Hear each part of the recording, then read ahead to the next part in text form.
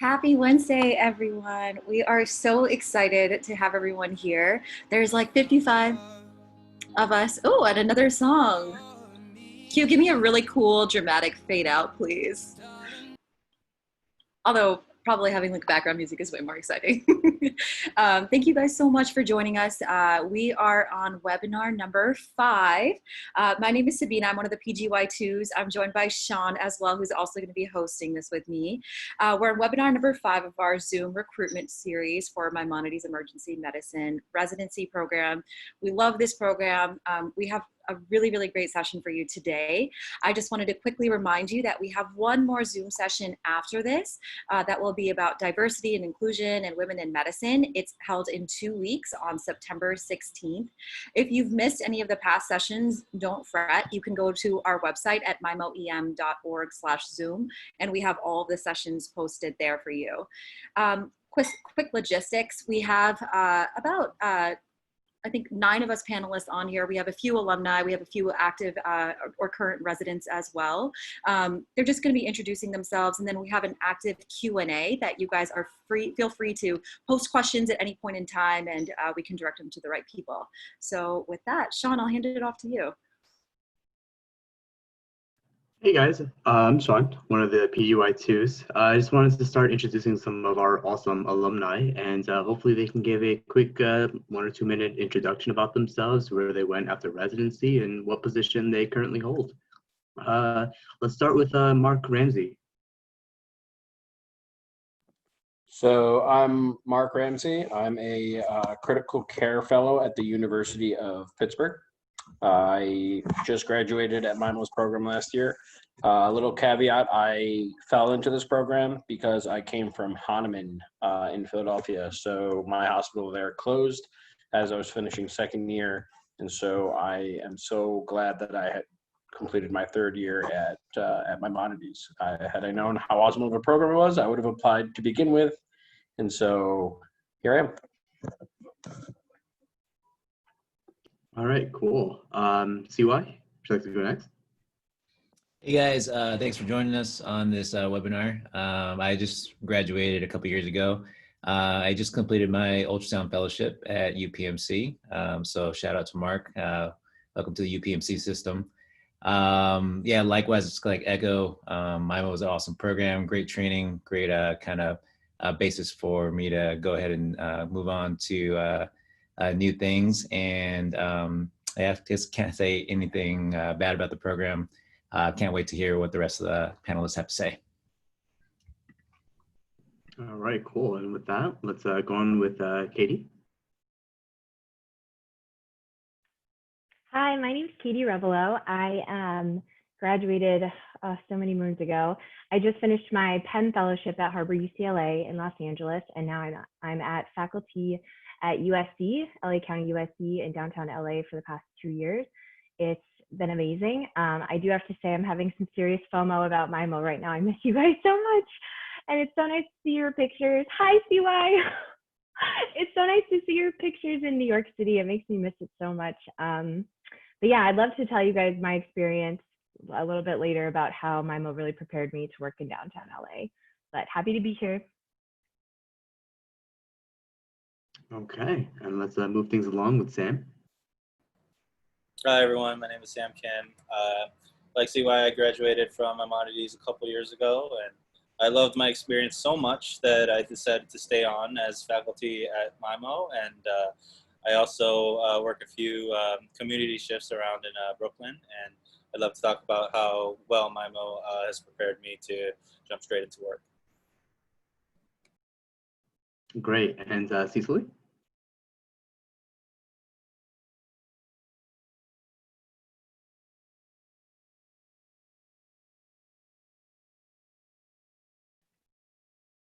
Is it me next? Because my reception is really poor, so. Yeah. Okay, I figured. Okay, hi everyone. I'm Cecily Sotomayor. I'm a 2nd year Global Health Fellow at UCSF. I actually graduated with Sam and CY. Like I said, my reception is really poor. I'm in the middle of nowhere in Oregon. So just message me if I'm not responding, and I should be. Thanks. Great. So that's our alumni, and joined with us. So Sabina already spoke a little bit about herself. I'm one of the PGY2s, and we also have Eric, who goes at Q, and Danny. Okay. So now that we have that, now let's just jump into the questions. Afterwards, after like a super informal Q&A, feel free to ask anything you guys want. We'll hold it down with the residents afterwards to see if you guys have any questions, just to talk with the residents. Okay. So looking at the questions right now, let's see. Why don't we just start off with just tell us a little bit about your MIMO experience and why you loved being a resident here and how it kind of opened up doors, because you guys have clearly fallen into really awesome jobs. So tell us a little bit about that. I could start off. I'd say that working at Maimonides, you get a really good mix of all sorts of patients. I remember when I was looking at different residency programs, I wasn't sure if I wanted to go to a community program or a county program or just pure academic program. And the wonderful thing about Maimonides is that it's kind of a mixture of everything. You get some private patients, you get it's a tertiary center where you have all the academic experience there. And it's in an area where you'll see tons of the uninsured county patients too. And as a result of that, you really do get a really good mix of the type of pathology that you see, as well as a good experience practicing community emergency medicine, which is something that does become pretty relevant beyond residency. So I'd say due to that mixture of patient population, I got a really good experience there. And then once you arrive, I'm sure my other colleagues will talk more about this, but you really can't say enough about the people that you work with, that you learn from, and you're working alongside with. I think that's what really makes MIMO shine. And in my experience being in the community when I'm not faculty at MIMO, I feel really well trained and prepared, especially when it comes to critical care or ultrasound, just because of how much of that exposure that we get at MIMO. Yeah, I can just piggyback off of that. I couldn't really say it better. Hi, Sam. So I had a really interesting experience because I did my fellowship at Harbor UCLA, which is a county program, and now I work at LA County, which is a county program. And they are both truly county programs in that you see like very low socioeconomic sick patients. But I will tell you that the sickest patients I've ever seen in my career were at MIMO. And MIMO doesn't have the resources that these big county programs have. I mean, LA County has a lot of money, so they pour a lot of money into their hospitals. I mean, we have an ultrasound machine in every trauma bay. It's crazy. So MIMO really prepared me to see really sick populations, even though it was kind of a mix of county and community, more so than the county places that I'm currently working at. And it really kind of opens your eyes to like trauma, critically sick kids, critically sick adults, and just like weird pathology, because you have such a diverse population of that spans like tons of cultures. So it really prepared me to kind of work anywhere.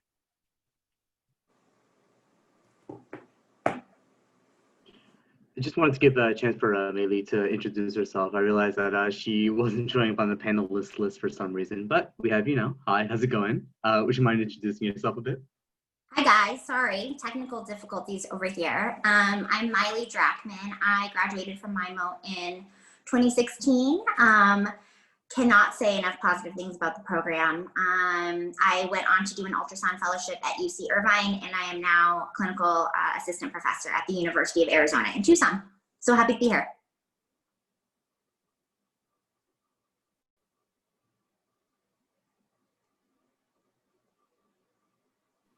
Anyone want to add to the question about like why MIMO was awesome as your residency experience and kind of how it helped open up doors for you guys? These answers so far have been really awesome and inspiring.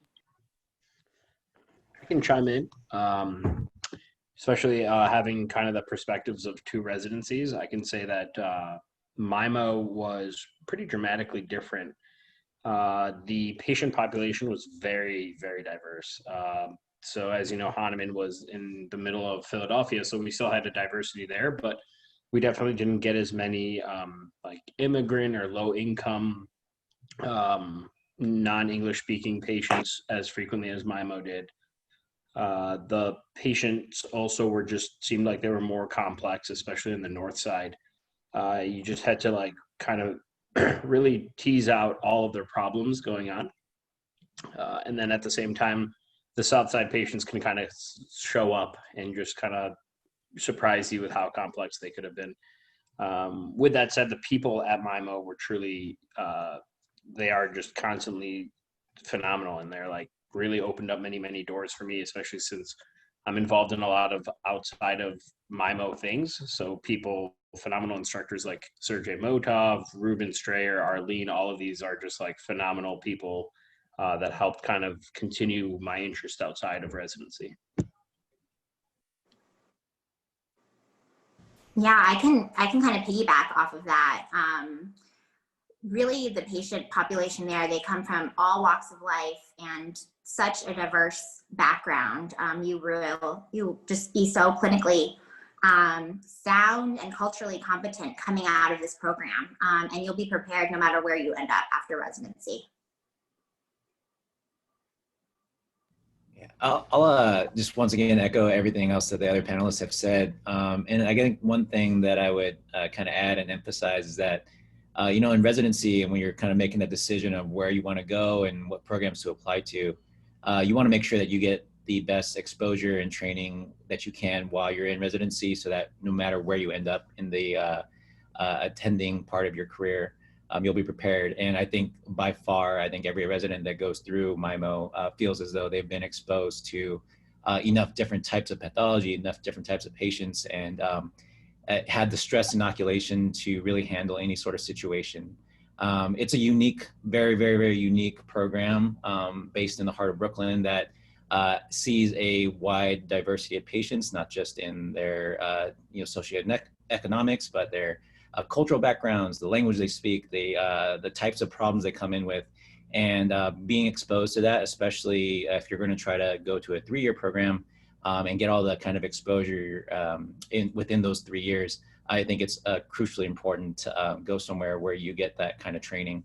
And then more importantly than that, though, I think this is one of the things that I'm sad you guys aren't able to go to the interview dinners and actually meet the current residents and the you know, the faculty and the people that are there now. But it's really a family.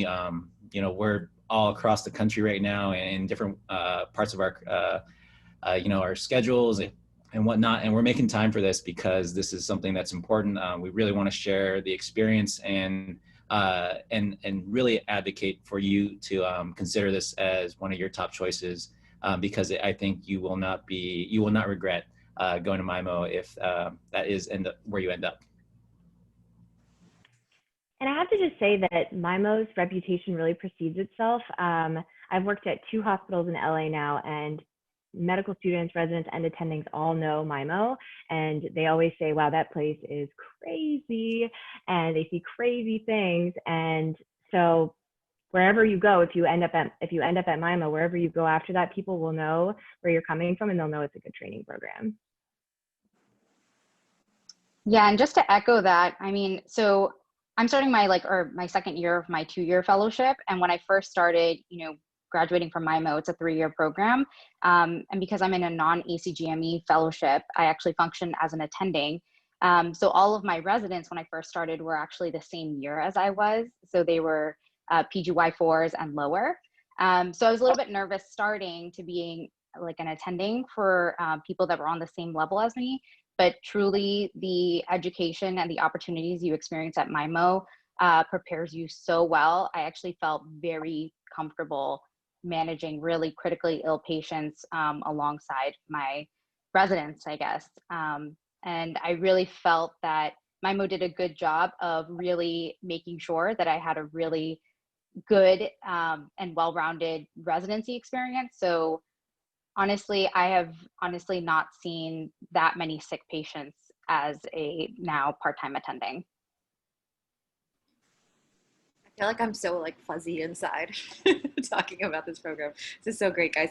I wanted to quickly encourage all of you guys to please use our Q&A. You have amazing resources. If you have any one-off questions, we're here for you. We're here to help you through this process and also answer questions about Maimonides.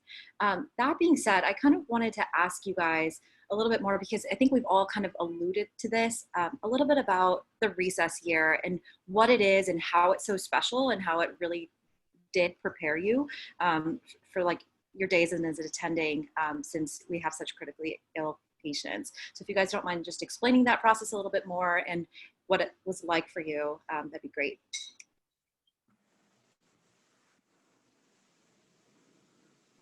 So you finish your intern year at Maimonides, and before you know it, you're dubbed as the resus resident, like all the current residents on the panel are.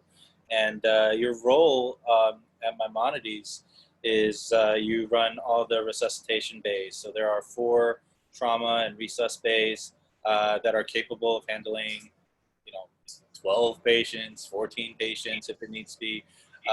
And you are the person seeing these patients, resuscitating them, doing the procedures on these patients. And the way that our training program works and the way that our faculty, members work with the residents is you really have ownership of these resus bays. And I think that's what made me love this year so much. I don't think I reiterated earlier, it's also a lot of fun. You're seeing the bread and butter of emergency medicine. You get to feel like you're, saving lives and actually seeing patients and helping people. And, this is 1 year into residency, you start to feel like, you're a real doctor and you're really treating the sickest diseases and pathology. And the best part is, you're attending and your senior residents are right there with you, but respecting this role that you have as a resus resident. Really embrace this year. I think all of us, for many of us, that was the most fun year of residency, and we're still talking about that year often, and that's where a lot of this confidence and training comes from.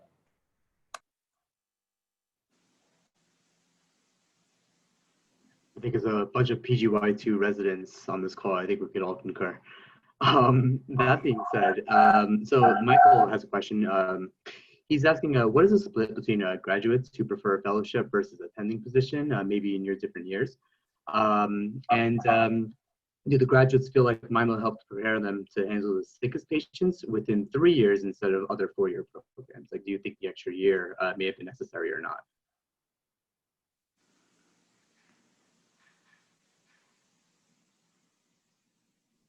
I don't know what the split is, to be honest, and maybe like Sam or CY could talk a little bit more about that. But I will say that coming from a 3-year program at MIMO in particular, absolutely trains you to be an attending. I think a lot of my residents now that are in a 4-year program, I mean, like the other week or so, I had a 3rd-year resident come up to me and ask me how to put on a thumb spica splint.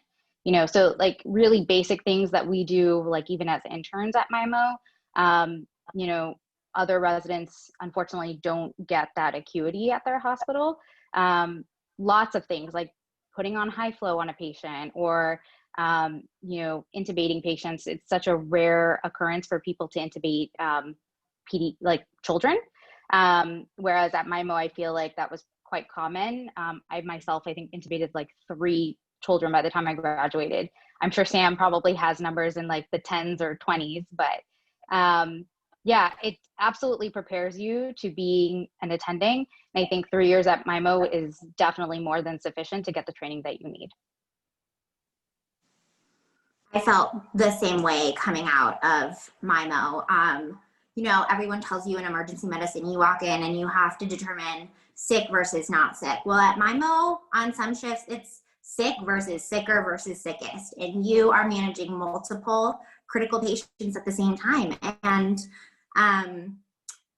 in fellowship, I felt the same way. You are kind of a PGY4 managing residents that have had the same length of training as you, and I continued to grow every year, but I definitely felt confident and very comfortable in my new role as an attending with these new colleagues and peers that I had. I think the trend has been at least half, or definitely in our class, more than half, I believe, and this graduating class, more than half of the graduating residents pursued fellowships. It's encouraged, and whatever you're interested in coming into residency, there are plenty of ultrasound faculty, PEM faculty, EMS faculty. We do event medicine. There's critical care faculty members. So there are plenty of people that will help kind of guide your interest, and we'll get you the fellowship that you're interested in if that's what you want. And regarding 3 or 4 years, when I was applying, that was actually my exact question: do I want all 3-year programs or 4-year programs? One of my best friends at the time was graduating from LA County, program that I loved. It was a 4-year program, and his advice to me was, it's doable in 3 years. Just pick a place where you see medically complex people, sick kids, and you get plenty of procedures. And I feel like that describes MIMO pretty well.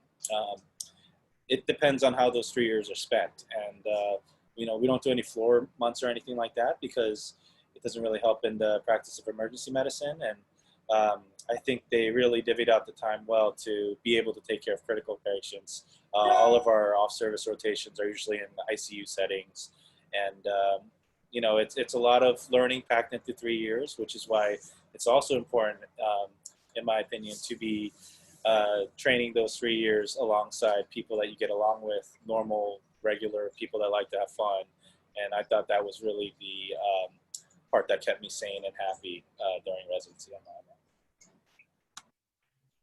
Yeah, speaking to the 3 versus 4-year programs thing, having worked at Harbor and then having worked at LA County now, they're both 4-year programs. And the only real big difference that I see is that they do more floor rotations and they actually do more administrative time. So they have like full months dedicated to admin responsibilities or research. And so it's not that they get more clinical time per se. And a lot of them by like September of their 4th year, they're just like, I'm ready to be done. I mean, I know we all get senioritis in your last year of residency, but they're like, they feel pretty prepared, and then they have like an entire extra year to do. The only additional thing I'll say about MIMO is that outside of the children's hospital I worked at in LA, they have by far the sickest kid population that I've seen, even in fellowship. And I felt coming out of MIMO relatively comfortable with kids, and I was going to do a fellowship. But I can tell you that my 4th year residents at LA County feel very uncomfortable with kids because their children population is just not that sick. So for whatever reason in that area of Brooklyn, they get sick kids. And so it's a really good training from that perspective. I'm going to send over the next question over to CY. We have a question about what our relationships are like with PDs and with our chairs, and how responsive they are to feedback and how supportive they are of our residency. So I text our former PD, Dr. Saloom, pretty regularly. Actually, I just texted him last week. We've definitely shared plenty of time outside of the hospital, outside of the clinical setting. And I think that's one of the very unique, I guess, kind of things about MIMO is that the faculty has such a good mix of well-experienced and kind of seasoned ED docs and a lot of young faculty. So the relationship is great. You get mentors who are able to kind of bridge the whole the span of the last 20 years of emergency medicine. And I think they really support you not only as a resident, but as a person, really encourage your growth, and are really there for you inside of your kind of career growth and your personal growth. So I will say that's by far one of the strengths that I've seen, especially in MIMO. And I think probably something you don't see at some of the larger, more I guess, renowned programs nationwide, and something that we don't talk about a ton, but you kind of see when you go and visit, when you do a rotation with us, you get to really feel that kind of that relationship. Yeah. I kind of want to piggyback off that, speak specifically about John Marshall, who is like a legend amongst attendings. So coming into Maimonides, I had several obligations at national conferences that I had already gotten approval for my previous program. And it was without question that Dr. Marshall had not only approved and funded for me to go to them, but was more than happy to approve and fund any future obligations or any future conferences I attend to. And his only ask was that I just include Maimonides' Twitter handle in any of my posts or any of my social media things. So it goes to show you that like they really prioritize not just like the people at MIMO, but also getting the name out there and making sure other people are aware of how awesome of a program and institution it is as a whole. Regarding Dr. Marshall, he's the chairman of the ER at MIMO, and it really helps having a chairman who used to be the program director of the residency program at that hospital. So Dr. Marshall used to be the PD at MIMO. He's moved on, and now he's this renowned chair there that everybody loves. But having someone like that in that position who leads the department and is also, you know, well respected in the entire hospital system, as residents and as a former resident, that I definitely felt supported in my education by someone pretty high up. Just speaking a word to female mentorship, I have to say that I think MIMO has a lot of strong female attendings who really give a lot of encouragement to the female residents in like pursuing academic careers or fellowships or even community medicine positions, and just kind of helping build them up within a world that's, you know, kind of male dominated. So I felt very supported from like a female perspective at MIMO, and I still have a lot of mentors there that I keep in touch with on a really regular basis. Just kind of piggybacking off of that, we have Kim who was asking about is there like actual formal mentorship as well? Can anyone just quickly speak to that? And also, Kim, I went to Ohio State as well. So if you ever have any questions about the Columbus to York transition, I can always answer those.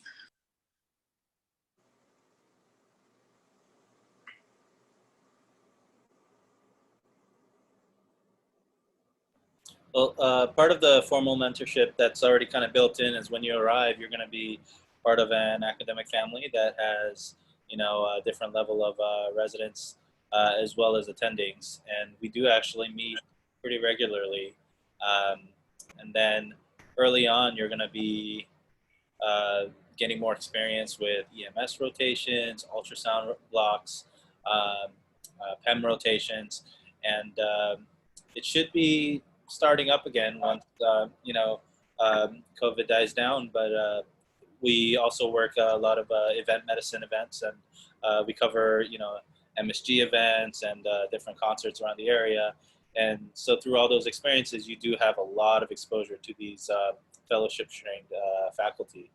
And even outside of work, just because of how social we are as a department, you have tons of you know, social time with all these people. And so it's really easy to develop, you know, your interest and to just grab a beer or grab some food and talk to the person who, you know, finished that fellowship and holds a leadership position now. And they're always more than willing to mentor or guide you.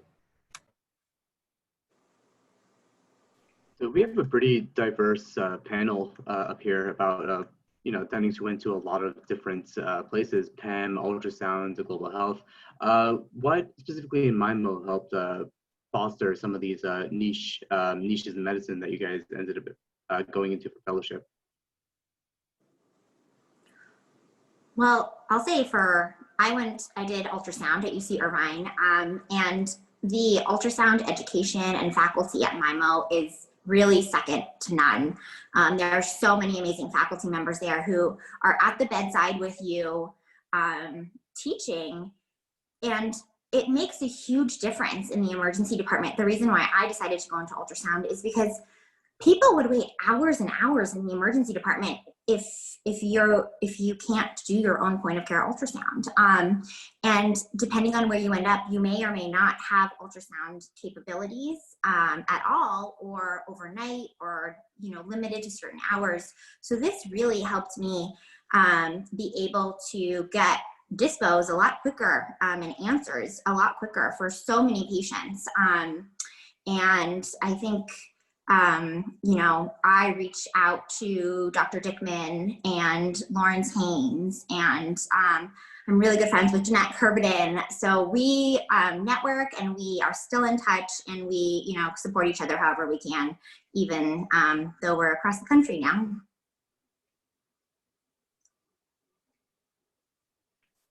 I can just speak a minute to Pem. I'm kind of a weird unicorn in that I did peds emergency medicine. There's not a lot of EM trained peds people out there. But have you met our Pem faculty at MIMO? They're amazing. And I knew very early in residency that I wanted to do Pem, mostly because that was like my happy place if I was like really stressed out. Particularly in recess. I was one of those people who really hated recess in the beginning because it made me super uncomfortable. But you know, of course, then I crushed it. But I would always go to the PED when I was feeling really uncomfortable, and the people there were just like so amazing. And of course, the training there is so good that we got a lot of sick kids and saw a lot of weird stuff. And when it came time to apply to Pem, they could not have been like more supportive and helpful in helping me find the perfect program for myself. And now I still keep in touch with many of the faculty, and I miss them very much. But yeah, Pem at MIMO is very good. I think for me, the patient population is definitely something that made me really interested in global health. So before, when I was applying to residencies, that was something that I was particularly interested in. I looked for residencies that had some kind of international selective or curriculum that was built in, and MIMO definitely did.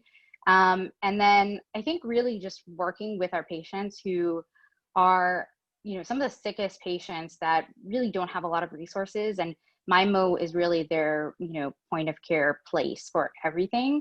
That really made me interested in learning more just about health from a global perspective. And so it was a natural fit for me.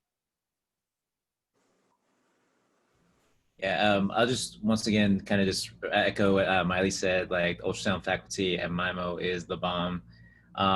Really, like, I cannot, like, every time I told people about how many ultrasound faculty we had at MIMO, they were just like shocked. It was like we had like 11 ultrasound fellowship trained faculty at the time that I graduated, and I think it's probably somewhere around that number now.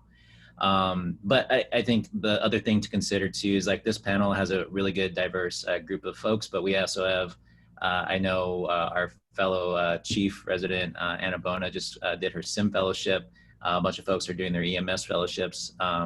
Like every kind of niche you can think of in emergency medicine, we have like one of our co-residents is doing his Tox fellowship right now. It's because you see so much and you'll get exposed to so much that you'll find something that clicks with you, something that like really inspires you to want to pursue that extra level. Just kind of like what Miley was saying, if you end up in a place where you're waiting several hours for a dispo, and you have that point of care ultrasound skill, like you're dispoing that patient yourself, and your colleagues will just kind of be in awe, like, wow, you feel confident enough in your like gallbladder ultrasound to like dispo this patient. You feel confident enough in your like renal ultrasound to dispo this patient. And that's kind of, I think it's becoming the standard, it's becoming like expectation, but it's certainly not something that everybody has, especially in the community setting right now. So that just kind of speaks to, once again, the kind of crazy kind of patients you'll see at MIMO.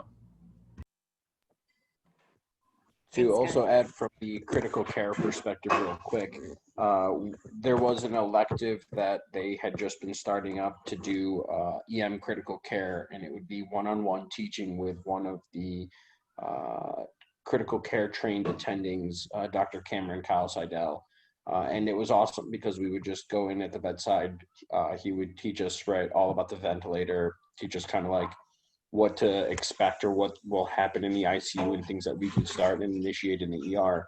And then when COVID obviously hit, it was kind of like thrust into fellowship a little earlier in the ICUs there, but they had actually called upon him to run one of the ICUs when they were just starting them up. So it's a pretty unique experience from that sense if you're interested in critical care as well. I'm going to jump over to the next question, which was from Nadeem, who was asking about if residents help each other out about covering shifts. Yes, we do all the time. People are so happy to help out, especially if you have like a family obligation. It's never really a problem. There's many people. The other question I just wanted to quickly address is regarding our shift lengths. We have a range of shift lengths going between 8 hours and 12 hours. Weekends tend to be a little bit longer. Your north side, so your higher acuity shifts, they tend to be a little bit longer as well. It just gives you a little bit better continuity of care for some of those patients. So it ends up being a little bit of a breakdown between all those shift lengths, which I actually, as hard as 12-hour shifts are, it's nice because it can prepare you for various different settings. And now I'm just going to jump over to Kirsten's question, who is asking about, can you please speak to your experience with research and if residents go into research fellowships? We don't have research fellowship trained person on the call here, but I am going to send this question over to Mark. So Dr. Sergey Motov, who some of you might be familiar with, is Pain-Free ED on Twitter. He just came out with the pain management guide with EMRA. He is huge into research at MIMO. I think he's actually one of like the research directors for the hospital, or is very high up in the research of the institution as a whole. And he is very, very open and very, very excited to hear if anybody's in research. He actually creates a pretty awesome portfolio for you that encompasses all of your research and all of the past projects you've worked on. Even though his focus is pain, he was trying to work with me and Dr. Cameron Kyle Seidel on developing portable like high flow nasal cannulas so that we can take more into like an international realm. Again, this is all before COVID hit. And so there's definitely a lot of opportunities, and there's a lot of research assistants and associates that can also help carry out the smaller data collection tasks and other things to allow you to focus on the main project and the larger scope of the research as a whole.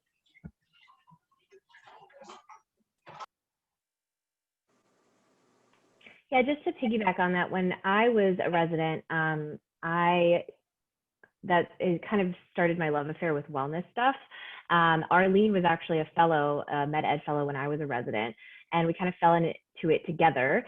And during my residency, I actually wrote a grant and won one of the seed grants for research. And David Saloom at the time was our program director, and he could not have been more helpful with helping me write the grant and win the grant. And then once I got the grant, figure out how to use the money to pay for various aspects of the research project.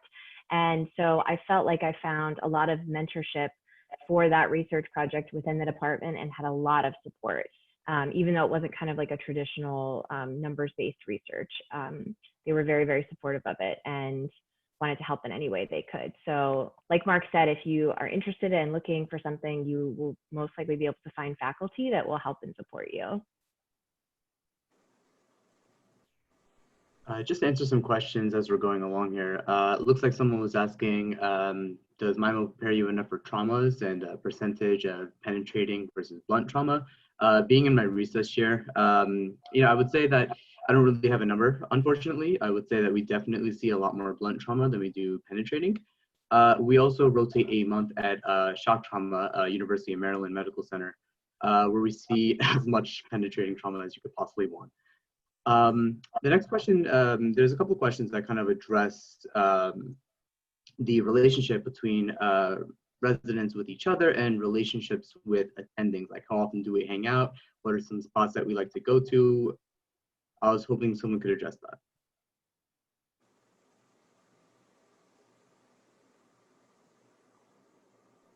So before the COVID era, it was very normal to work a shift with, a senior resident, recess resident, and an intern, and have the senior or recess resident set up where you're going to be going to grab some drinks and food right after your shift, and with multiple attendings, multiple residents following, and that it's fairly common for that to be a nightly event at Maimonides. That's come down a little bit because of social distancing and everything like that. But I'll let the residents chime in about how they're still maintaining really close relationships with their co-residents as well as the faculty. And again, MIMO is a place where you work hard, but you're working hard alongside friends, and that's that close relationship is pretty evident from day one. I saw our interns going around the ED not too long ago, bright-eyed and learning everything, and they all seemed super close with each other already, super happy to be there, and then that just kind of blossoms throughout your residency. And by the time I was graduating, I was, some of my closest friends were some of my attendings, some of my co-residents, some of my junior residents.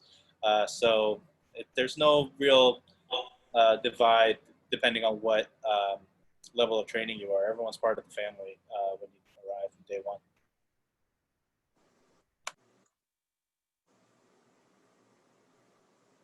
Just to speak from like our current experience, like Sam said, things were a little rough in New York, but things are finally slowing down. We do have a wellness committee, and they do plan our weekly recess rounds where it's a time for all of us, since we have protected time from conference, to get together, and they've been doing a great job finding some outside areas that we can hang out in. So we are finally getting together and getting to know our interns as well. I think in terms of classes, we really get to bond during our intern orientation. So we do a full month of orientation that's packed with stuff learning pertaining to medicine, but also really focuses on getting everyone really acquainted with one another, comfortable with one another, so that you can lean on your classmates during those hard times. And then if someone in the chat asked about how you could say I don't know to your faculty, I never from day one felt uncomfortable saying I don't know. I never had to think twice to say I don't know. I still say I don't know if I don't know, and that's okay. And they'll teach you, and then you'll know next time. So we have a really friendly relationship with all of our faculty. We have a lot of young faculty, a lot of faculty that practice very evidence-based medicine because a lot of them graduated recently. So it's a very family-oriented experience, like Sam said.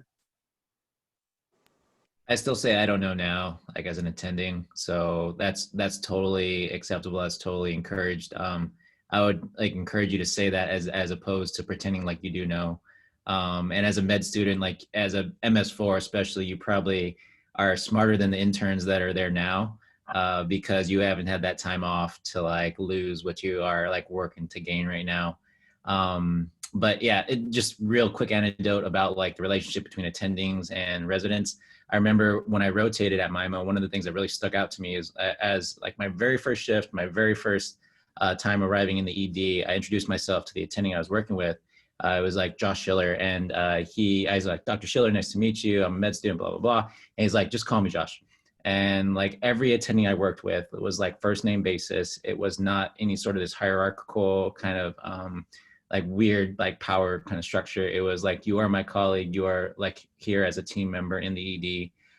And that's one of the things that really stuck out to me. And that's why I like ended up choosing to go to MIMO, was because of that kind of community type of feel within the resident attending student relationship.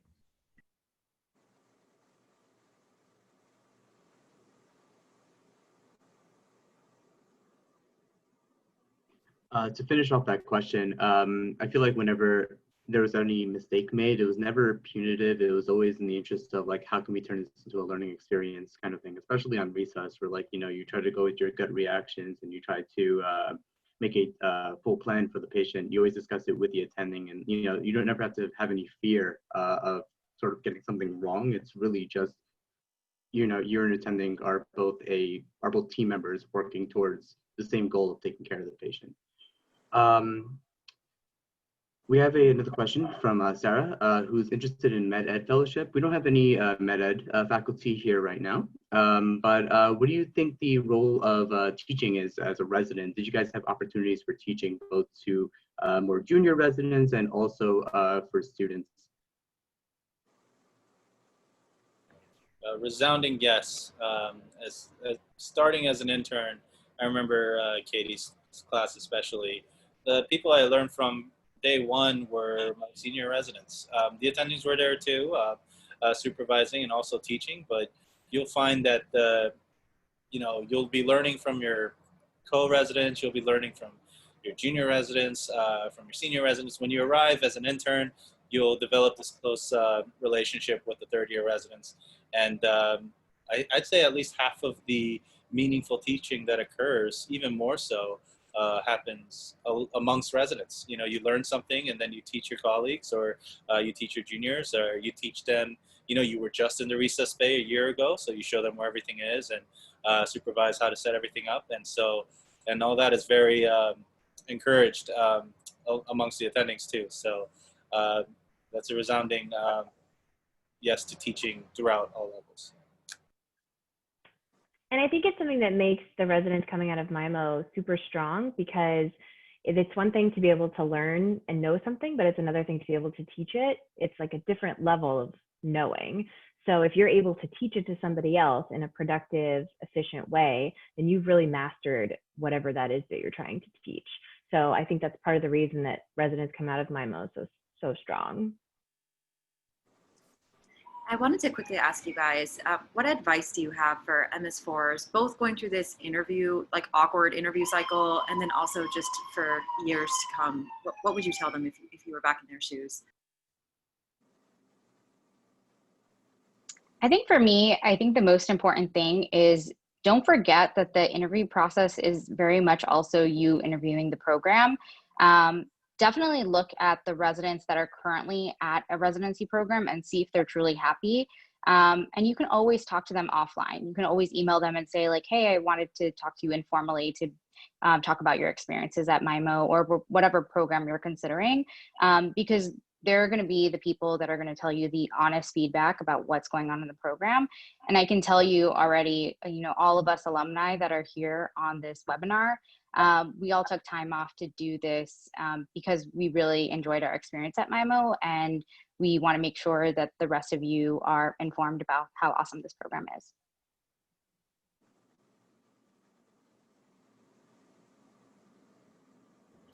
I would say that most ACG accredited emergency medicine programs are going to train you. And I think the main difference that, the main thing that makes a difference in how well you're trained and how much you take advantage of what you have during residency is how happy you are being at that place. So the two most important things, you know, just listen to your gut and see how you feel with the people that you meet or the people that you interact when you're interviewing or when you're looking at a place. For me, that was most important, was me getting along with people I'm next to, and that's what led to my happiness. And I think I was a better resident and better trained because of that. I want to also add to, especially having the perspective of another residency. Coming to MIMO, the culture around work was dramatically different from Hahnemann, and it's great because I can bash Hahnemann all I want now that it's closed. But at Hahnemann, it was just like work, work, work, go home, come back and work. And if you get along with your coworkers, great. If you don't, you're only here for 2 or 3 years, and that's it. So the nice thing about MIMO is that you really go to work knowing that like you're working with like Sam said, you're working with friends, and that you're working with people that you would want to actually continue to hang out with outside of work and continue a lifelong relationship with. This was something that stood out to me like really quick and right when I got there.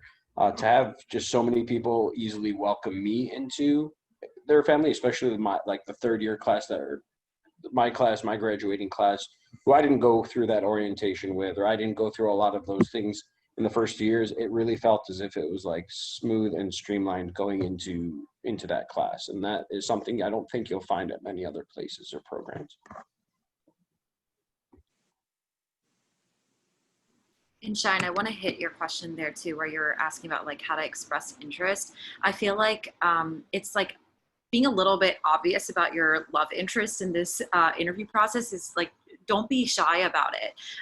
It's really hard to know, being on this side, like who really loves your program and who doesn't really love your program. So if you're really jazzed about a place that's outside of your, you know, where you live, and you're a little bit nervous, like, well, I may not get an interview in California because I didn't get to go there. Or I want to interview in New York, but I'm from the Midwest. Like, that's fine, but just like make your love known. Reach out to your network. You have like a network of 10 of us right now, and we are always happy to answer questions or link you to our PD or link you to people or help you edit things. Like, use those resources that you have in order to like get those interviews and match at your dream program, because it's confusing, you know, like you get so many applications and you have no idea who really loves it. So if you just make that known, I promise you people will be really responsive to it.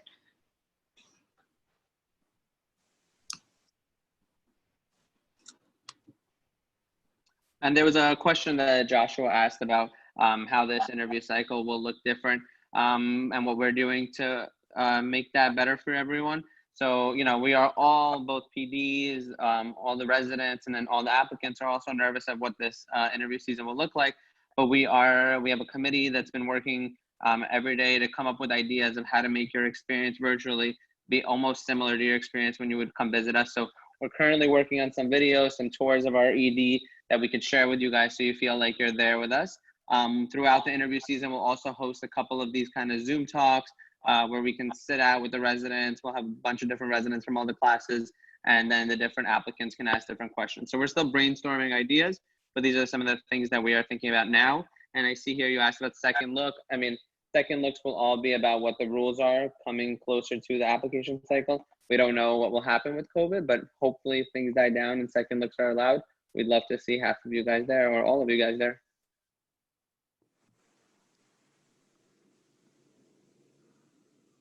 So I just wanted to make the announcement that we are going to be wrapping up pretty shortly. I just wanted to give both a chance to the alumni to add anything that they were really pressing that they wanted to add to this alumni session, as well as any prospective applicants who, if they wanted to have like a burning question, that they could start putting it in now. Yeah, and the residents will stick around longer. So if you have specific questions for alumni, target it to them. We promise the residents will be here forever. I just wanted to jump in real quick and give a shout out to Katie, because when I was an intern, I had never intubated anyone as a med student. Katie walked me through my first intubation in terms of like, you know, the whole teaching process. You like learn and you like learn how to teach. That's like something that still sticks out with me today. When I have to intubate somebody, I still think about the steps that Katie like walked me through. And that's like just kind of speaks to the role of the senior resident at MIMO, being able to like really own and to take responsibility for the junior learners and kind of guide them through those first steps. And then, you know, like Miley, who is, a few years out of residency now, like people still talk about Miley, like how she ran the recess room, like at MIMO. Like there was recently got texted from one of the current residents who was asking like some of the longtime nurses, like, oh, you know, like, of all the residents you remember, like who was like really, really good in the recess room. And they were like talking about like Miley. And it's like one of those things that, you know, you like are remembered by name because like you like leave such an impression in this program. Like you work so hard. It's what you make out of it that will kind of be your legacy when you leave. And in terms of like the fourth year med students, like it's a tough process. It's like super weird right now with the COVID restrictions in terms of interviewing and doing rotations and whatnot. Kind of like Sabina said, like if you do have real interest in a program, reach out to the residents that are holding these webinars and kind of like are the way to really convey that you have specifically like looked at the program, you have real interest. And I think they will convey that to the appropriate faculty members and kind of advocate for you. And good luck. It's like, yeah, it's tough, but you will end up where you are meant to end up. Every program across the country will still like meet your ACGME requirements to like learn how to do X number of procedures, and you'll like take, you know, ACLS and all the trauma courses and PALS and all that kind of stuff. But you want to go to a place that you are going to remember fondly and to make relationships that will last a lifetime. And, you know, like Cicely and Sam are going to be at my wedding next year. I know that. And that was a relationship. I never knew these guys before. And like, I cannot think about life moving forward without them as my friends. So that is something that you will for surely gain if you come to MIMO. CY, how dare you make all of us cry? But I could not agree with you more. Like the love affair I have with MIMO is like so deep and sincere, and I absolutely love it. And if I ever wanted to move back to New York, I would 100% work there. I have to say the same thing about Miley also. UC Irvine is not that far away, and people talk about Miley all the time. They're like, oh, you went to MIMO? Did you know Miley? She was an ultrasound fellow. Or like, I was a med student. I rotated at UC Irvine, and she's so cool. And she was definitely a girl boss when I was a resident. Everybody looked up to her. And so Miley, you're amazing. And I just have to say that, like CY said, look for a program that you're going to see as a family, because it doesn't exist everywhere. This is my third hospital that I've worked at, and it's not like the same kind of family. I really, really miss that familial feeling within the residency and that people get with their attendings, and it lasts for a long time. And I still, I have a lot of friends that I still have a group chat with my entire class that we just, chat about things. So it's a really deep and personal relationship that you develop at MIMO. I love it.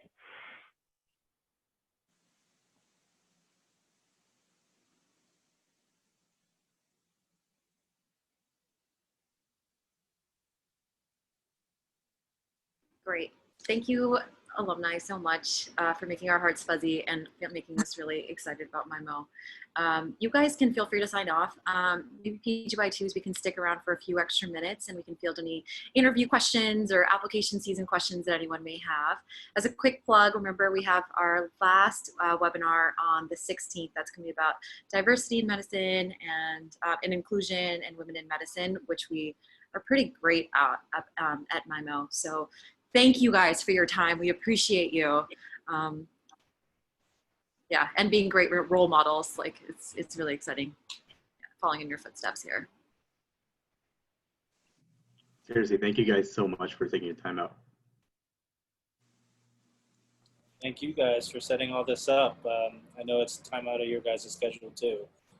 Only goes to show how much you guys are gaining out of the program.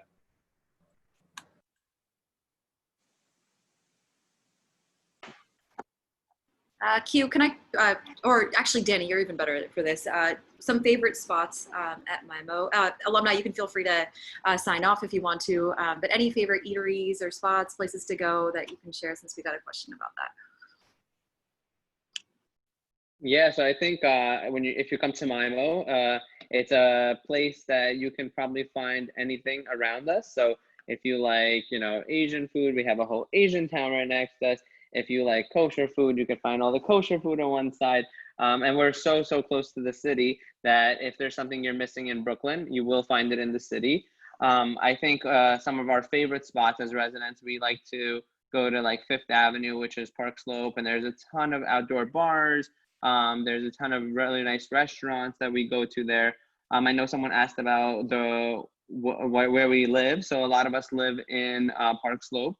Some people live close to the Barclays area. Some people live a little closer to the hospital, which can be a little bit more expensive than if you live right near the hospital, which I guess another quarter or half of the residents live right near the hospital, which is a little cheaper.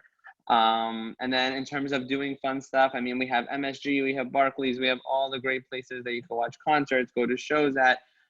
So there's really an endless amount of activities and things you can do around MIMO.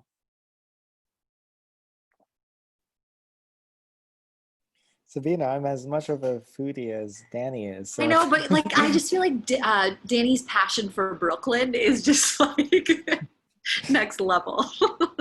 No, it's seared into him. But I mean, I was born at MIMO. Right now, there's so many beer gardens that we love frequenting. Some of them let in dogs. Danny, he brings his golden retriever, and it's awesome. And we have some nice craft brewers.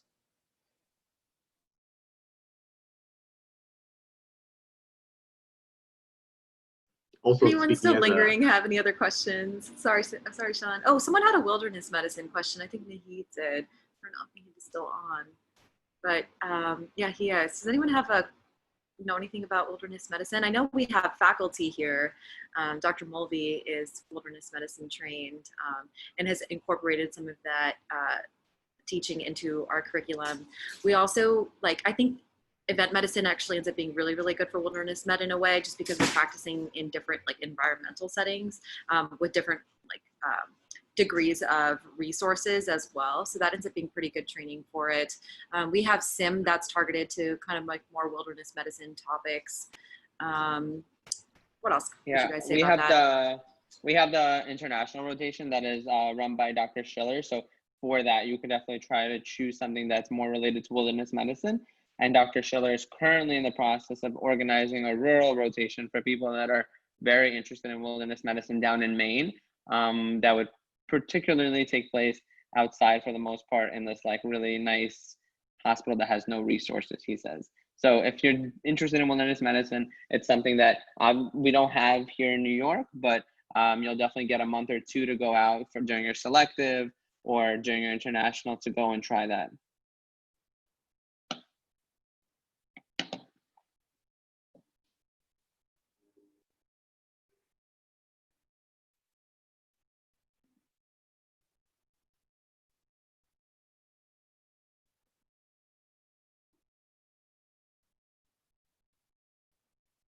Any other burning questions from our med students?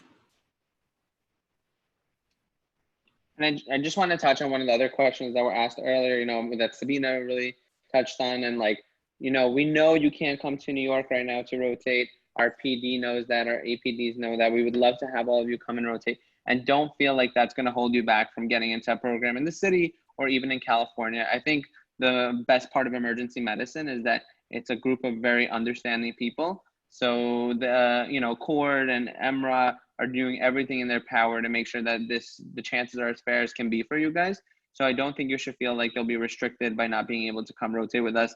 We know it's out of your control. We know we would love to have you. I do know that Dr. Kribben and Dr. Lee, who are our clerkship directors, are working on a virtual rotation. So down in maybe December or November, they might be releasing this virtual rotation just for you guys to get a little better sense of MIMO. So look out for that kind of stuff on our website. We'll send it out to the group of people that are signed up for our webinars so you guys can maybe get a chance to sign up for that if you're available. There's a question about, are there free clinics / community initiatives that residents can get involved with? Anyone know anything about that?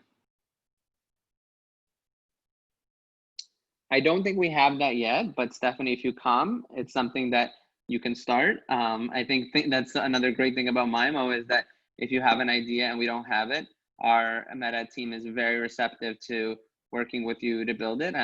Sabina, I, Eric, Sean, we all came up with this idea of webinars, and our MedEd team just took it and flew with it, and now we were able to host these great things. So I don't think we have anything like that right now, Stephanie, but if you're interested in that, it's something you could definitely work on. So speaking of free clinics, Sean, you actually, know the answer to this. Yeah. So speaking of free clinics, actually, with Josh Schiller, whose actually name came up a couple times throughout this, we're in the process of trying to start up a free clinic, actually with our medicine and specialist colleagues. We're trying to get the space located. It's very early stages, but we all had a lot of the same social EM concerns about reaching out to the community, especially our super underserved community that could really benefit from a free clinic. Similarly, there's a lot of community initiatives, tossing it back to Sabina, who, helps to take care of a lot of these things as well. Yeah, with respect to other community initiatives, we have a MAT clinic, so like the Suboxone clinic as well. So patients who struggle with opioid addiction, bridging them and getting them, well, actually we bridge them onto Suboxone in the ED itself, which is so awesome. It was actually one of my biggest focuses when I was picking out a residency, especially having trained in Columbus, and it was the worst. Like the epidemic was just out of control. So I really, really wanted to be at a place that was going to bridge patients to Suboxone. So we do that. And then we have Dr. Strayer, who's a legend at MIMO as well. He runs a medication assisted treatment clinic as well on Mondays. So yeah, if you're interested in getting involved, I know I've emailed him as soon as my schedule irons out. I'll probably work with him at some point in time. Community initiatives wise, if you have something you're really excited about, passionate about, that helps our community, people will support you getting that done. We have a lot of voter registration, census registration projects going on right now, which is a huge focus in our ED. We have coupons that we offer patients. We have social work that's heavily engaged. We help patients with placement. We have relation No, I think you froze. Is that just me? No, she froze. Oh no. Expressing I think interest we in have quitting, like there will be someone from the community who comes in and helps. Did I cut off? yeah, a little After bit. social work. Oh man. Okay. So I was just going to say we have strong relationships with other like subsidiaries in the hospital, like social work and case management to help patients both get safe placement and a safe home to go to. And then also if they have any interest in a rehab facility, quitting an addiction, we have like community relationships where people will come into our ED and start talking to our patients about, hey, are you interested in quitting? We also have Narcan that we hand out to any patient or any human being who walks into our ED and says that they want to get Narcan, like no questions asked, we will hand it out. So those are some types of community initiatives. If you have something that's close to your soul and you're like, this is something I really want to run with, and I don't think that we offer it quite yet, I promise you there's a way that we will make it happen. So thanks for that question. I really appreciate that one, Stephanie. I'm just going to read out the next question from James. What's your relationship with the surgery and trauma teams? Yeah, so to actually to answer that, I think it's pretty good actually. Surgery, they come with a stereotype, unfortunately, of being a little more rigid than EM. But that being said, I mean, maybe I could just speak for myself, but I've had a great relationship with them. My first chest tube actually was taught to me with a surgery senior on the trauma team, basically showing me the ropes about how to do it step by step. So, that's a procedure that they could have easily sort of like snatched up in an acutely crashing patient, but instead, she looked at it as a learning opportunity to really show me the ropes. I think just thing. speaking generally of like consultants in MIMO, so Dr. Marshall, who was mentioned a couple of times, he's just this powerful, powerful man that is so, so amazing. And because of him, our emergency department is very well respected within the hospital. So the foundation of our hospital comes from the emergency room. And so we have this really amazing relationship with all our consultants because of Dr. Marshall, Dr. Dickman, and all our leadership who are very powerful within the hospital, which really gives us the benefit of being one of the best departments in the hospital and then establishing these kind of relationships where we're colleagues and we're not constantly fighting with our colleagues, with our consultants. We're actually working as a team to provide the best care, which was very different for me when I went to rotate at some places. So it's a really good question to ask when you go to places, because some places do have a really hard relationship with their trauma and they're fighting over procedures, and that should not be the case when you go to residency. So it's a great question to ask.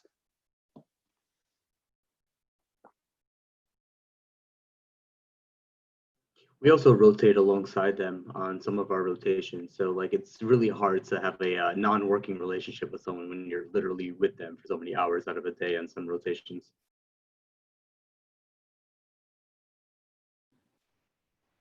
Cool. Anything else, guys? We're here. Any last minute questions?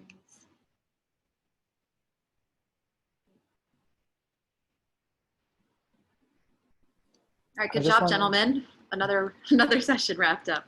Sorry, Q, what were you going to say? I just want to add one more thing. I mean, I didn't talk much tonight because, I mean, you guys said it all. But just to sum up basically our entire session, at MIMO, you get 4, maybe 5 years worth of good memories and clinical experiences all wrapped into 3 short years.